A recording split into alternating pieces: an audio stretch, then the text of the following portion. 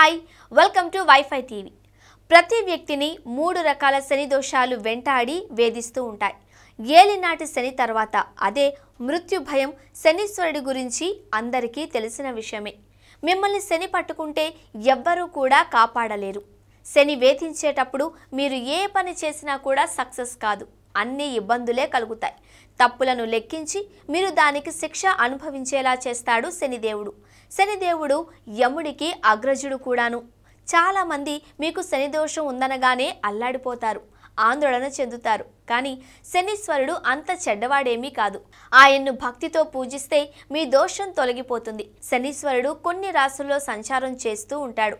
దాన్ని బట్టే మీకు శని దోషం కలుగుతూ ఉంటుంది. శని దోషాల్లో కొన్ని రకాలున్నాయి. అందులో ఒకటి ఏలినాటి శని, ఇది చాలా ముఖ్యమైనది.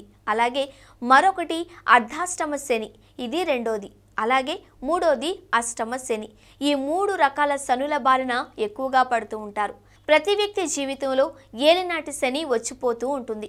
ఒక మనిషి 100 ఏళ్లు బ్రతికితే కనీసం 3 సార్లు అతని జీవితంలోకి ఏలినాటి శని వస్తూ ఉంది.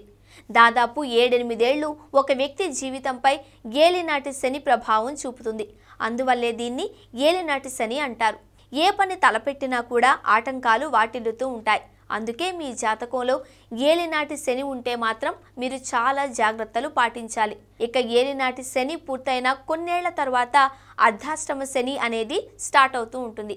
ఇది దాదాపు 2 ఏళ్లకు పైగా ఉంటుంది. ఈ కాలంలో కూడా మీరు చేపట్టబోయే పనులన్నీ కూడా ఆగిపోతూ ఉంటాయి.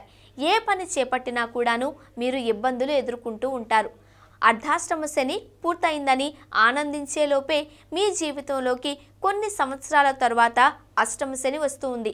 మీరు జీవితం చివరి దశలో ఉన్నప్పుడు ఇది మీ లైఫ్లోకి ఎంటర్ అవుతుంది. మృత్యు భయం ఈ శని ఎంటర్ కాగానే మీకు మృత్యు భయం పట్టుకుంటుంది.